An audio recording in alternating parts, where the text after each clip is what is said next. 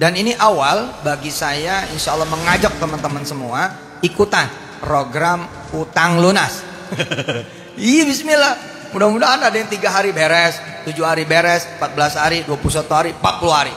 Pokoknya ntar kita bareng-bareng. Saya bimbing betul, karena saya juga pengen lunas utangnya. Mau nanya dulu nih, saya iseng gitu.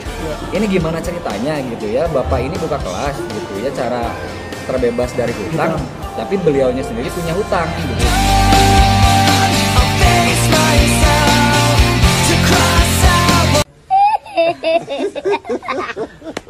Dari mana duitnya? Sebelum lanjut, silahkan share video-video dari kami untuk saudara-saudara terdekat kalian agar pikirannya terbuka dan tidak ada lagi yang terpedaya dengan pola-pola seperti ini. Mari buka mata, terima kenyataan, dan menuju arah kebenaran.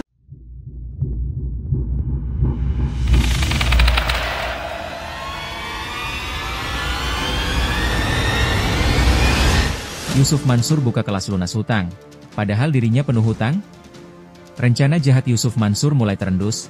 Baru-baru ini dalam Instagram pribadi miliknya, Yusuf Mansur menyerukan sebuah kelas-kelas berbayar untuk melunasi hutang. Dalam kesempatan yang sama, Yusuf Mansur juga mengakui bahwa dirinya memiliki banyak hutang. Lantas, bagaimana mungkin seseorang yang tidak bisa terlepas dari hutang, mengajarkan kelas lunas hutang? Gunakan logika kalian sebelum kembali tertipu. Program ini diduga kuat digunakan Yusuf Mansur untuk kembali menghimpun dana umat, dengan balutan agama yang dikemas sedemikian rupa, membuat Yusuf Mansur dengan PD-nya akan berhasil mendapatkan uang yang tentunya digunakan untuk membayar hutangnya, atau malah digunakan untuk program lain, agar memancing umat untuk kembali mengeluarkan uang, sehingga Yusuf Mansur dapat menghimpun dana yang lebih besar. Mari hentikan Yusuf Mansur, boykot semua lini bisnisnya termasuk warung stik, agar tidak ada lagi korban yang tertipu. Wa ashabihi wa ummatihi ajma'in walhamdulillahi rabbil alamin. Bismillah, insyaallah semuanya segera lunas utangnya, amin. Duitnya banyak, hidupnya tenang, amin, amin, amin, amin. Insyaallah. Dan ini bukan ngada-ngada, ini adalah keajaiban waqiah yang udah berabad-abad bahkan sejak zaman Nabi dan sahabat. Jadi kita pondasi dasar untuk riyadah, munajat, ya, mujahadah, jarur langit kepada Allah Subhanahu wa taala, kita pakai full suratul waqiah. Tanpa banyak bicara karena sudah mau isya, bismillahirrahmanirrahim. Kita baca suratul waqiah dengan kita berdoa kepada Allah agar segala keberkahan suratul waqiah ngefek kepada semua yang punya utang, biar pada lunas utangnya, duitnya banyak, hidupnya tenang. Sekaligus sebagai apa? Sebagai juga jalan rizki, semua rizki. Jalan karunia, semua karunia. Jalan nikmat, semua nikmat. Jodoh, anak, kesehatan, kerjaan, hidup manfaat, dapat beasiswa, yang udah kerja biar pada naik, yang usaha biar pada kemudian beres usahanya, yang punya tagihan di luar biar ketagih, yang lagi punya masalah biar benar-benar ditolong oleh Allah Subhanahu wa taala. Kesedihan jadi kegembiraan, kesusahan jadi kesenangan, insya Allah. Dan ini awal bagi saya insya Allah mengajak teman-teman semua ikutan program utang lunas. Iya, bismillah. Mudah-mudahan ada yang 3 hari beres, 7 hari beres, 14 hari, 21 hari, 40 hari.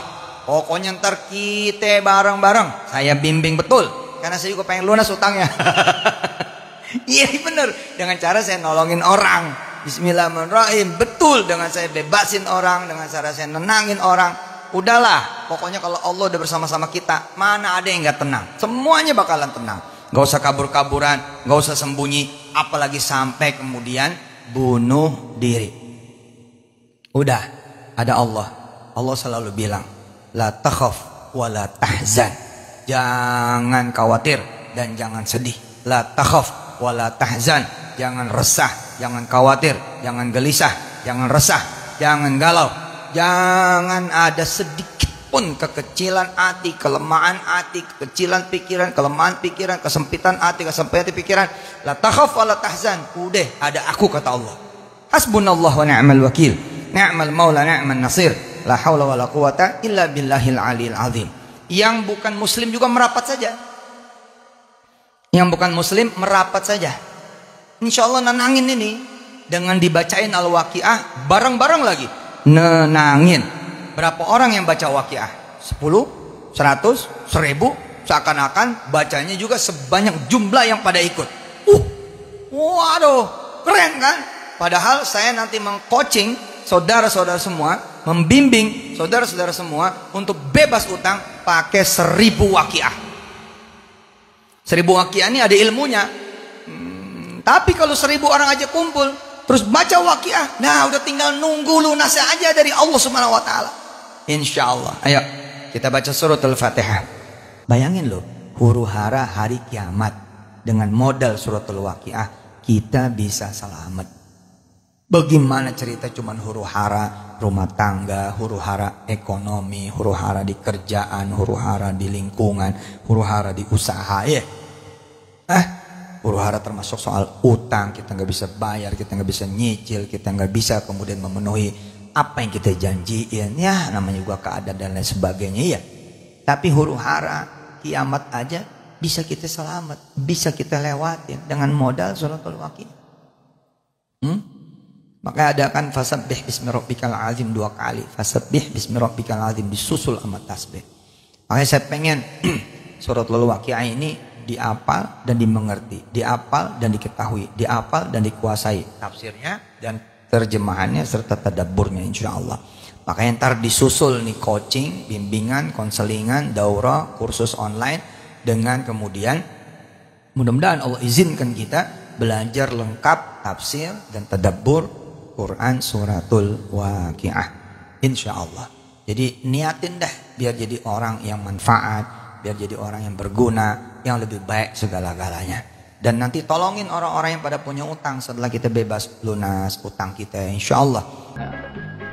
Datang ke dia punya utang, dipatehain, lunas utangnya. Kelihatannya bukan orang kaya yang pakai udang-udang, bukan orang yang pakai gamis, bukan yang pakai baju-baju koko, enggak. Tapi sekali orang ini bilang, ya, Al-Fatihah gitu. Oh saya ngelihat sendiri itu, karena saya setahun hidup bersama dia. Nah, orang itu dikubur di sini, namanya Herman Salim. Nggak ada yang manggil Kiai. Oh teman-teman aja nulisnya Herman Salim. Ustadz kagak apalagi Kiai. Ditulisnya tuh Herman Salim dan tidak ada di sini juga. Tidak ada Musaher kepanjangan juga kalau di bawah semua. Iya. Jadi pernah waktu itu Pak sekitar saya ingetnya ini tuh bulan Sya'ban ya, karena waktu itu saya kan ada pengajian rutin ya, walaupun ya masih seminggu sekali. Iya. Saya ingat waktu itu momennya adalah pengajian terakhir, minggu terakhir menjelang Ramadan. Itu berarti sekitar 2 minggu lagi sebelum puasa. Berarti Sya'ban ya. Waktu itu saya WhatsAppan sama, saya sebut aja Pak YM ya, karena ini ya. Jadi saya udah coba chat beliau ini beberapa bulan sebelum itu. Beberapa bulan sebelum di WA saya chat dulu, halo assalamualaikum Ustadz, ini sudah sekian tahun berlalu gini gimana dengan masalah kita yang kemarin, kapan ini akan selesai gitu kan. Saya chat beliau tuh hampir setiap hari selama hampir 1 bulan waktu itu di WA tuh, dan tidak dibalas sama sekali. Tapi dibaca saya nggak tahu ya dibaca atau enggak ya Pak. Soalnya hobi saya kan matiin contreng biru. Gitu. Nah terus saya mikir gitu ya, gimana supaya bapak ini tuh bisa ngerespon saya gitu ya kan. Akhirnya saya iseng-iseng waktu itu buka Instagram siapa? Instagram Yusuf Mansur, Pak YM gitu waktu itu. Terus di profil beliau tuh kan ada namanya tuh kayak training gitu, buka kelas, coaching gitu. Nah di salah satu kelasnya itu ada pembahasan tentang bagaimana tentang supaya kita terbebas dari utang. Gitu. Di kelas-kelasnya itu. Entah. Saya langsung bingung gitu, mikir gitu ya kan. Ini bapak ini tuh buka kelas supaya bebas dari hutang, tapi beliau sendiri punya hutang yang belum terselesaikan. Ya. Itu. Nah dari situ saya chat lah gitu ya. Pertama saya spam komen tuh Di IG jadi di postingan, Ya. di posting. Saya lupa entah di postingannya Pak YM atau di kelasnya, kayaknya dua-duanya deh. Iya. Saya posting di situ. Terus ya kan mungkin ya di situ nggak direspon juga. Terus Ya. saya chat ke admin lah. Nah, Saya chat ke adminnya juga gitu kan. Assalamualaikum Min, ini gimana gitu daftar kelas ini tuh gitu. Oh. Basa-basi dulu awalnya. Iya. Supaya ya tinggal apa namanya, nanti saya tunjukin caranya gini gitu. Tapi saya mau nanya dulu nih, saya iseng gitu. Iya. Ini gimana ceritanya gitu ya, Bapak ini buka kelas gitu ya, cara terbebas dari hutang, tapi beliaunya sendiri punya hutang gitu. Saya agak bingung gitu, kok Iya. bisa gitu kan gitu. Iya. Gitu. Terus saya ngechat di situ, terus saya balik lagi ngechat ke WA gitu. Akhirnya ada di satu malam gitu ya, Ya. beliau ngebales Malas chat Bapak WA. YM Ya. ngechat WA waktu ya, maafin saya gitu seperti biasa, awalnya maafin gitu. Saya ingetin lagi, Tat gitu kan, saya kira Ustadz juga tahu sendiri lah ya masalah ilmu gitu, orang yang punya hutang belum terbayar gitu kayak gimana gitu. Awalnya saya bahasnya gitu, saya nggak khawatir nggak bisa ngejaga hati saya gitu, ini gimana. Ya. Jawab dia. Jawab, ya gitu, maafin saya gitu, saya belum bisa bayar gitu. Ya terus ini gimana Tat gitu kan, ini sudah bertahun-tahun gitu, 4 tahun lebih gitu. Kapan Ustadz ada bayar gitu kan. Kalau saya lihat-lihat gitu ya kan, perusahaan Ustadz itu lebih dari satu. Nah. Tapi kok kenapa gitu ini masih belum bisa. Waduh, batuk bisa, maaf ya. Enggak. Ya. Lanjutkan. Apa? Kenapa kan perusahaannya lebih dari satu gitu ya, terus pesantren banyak gitu. Tapi kok saya kira untuk nominal yang apa namanya saya gitu dan teman-teman saya ini kayaknya nggak banyak gitu. Tapi kok kenapa masih belum selesai gitu ya. Kapan ini saya tanya lagi, kapan ini akan bisa terselesaikan? Saya belum tahu katanya gitu. Gitu jawabnya ya. Ya, nah, terus gimana dong Tat gitu kan? Ya itu tadi, saya kan takut, saya takut nggak bisa jaga hati saya. Kata dia. Kata saya. Kata ya. Nah, saya nggak mau gitu ya, saya nggak bisa, saya khawatir saya suzon gitu, saya Iya. sampaikan gitu ya gimana. Ya gitu, saya juga doain aja gitu, saya belum bisa kapan gimana. Begitu dijawabnya. Jawabnya gitu. Tapi ya udah, kirim aja nomor rekening. Oh. Dia Kirim. bilang begitu. Iya. Dari situ awalnya saya ya udah Udah senang lah ya. iya. Udah senang. Wah, ini kayaknya nih bakal dibayar nih sekarang. Iya. Kirim nomor rekening. Nah, saya kirim lah nomor rekening gitu ya, beberapa. Kayaknya besoknya deh. Iya. Besoknya adalah transferan Oh, dari Yusuf Mansur ini. dari si Mansur. Iya. Senilai 200.000. Wow. Apa pesannya dari uang 200.000 itu? Itu kan setelah transferan masuk, Iya. saya chat lagi beliau. Iya. Tat, ini uang apaan nih gitu Iya. ya kan. Kok cuma segini gitu? Ya, ini tuh ini Ustadz tuh mau nyicil atau mau apa gitu, atau mau hadiah atau mau apa gitu. Kayak ini kalau nyicil kekecilan gitu ya kan gitu. Iya. Ya udah, itu buat kamu aja gitu.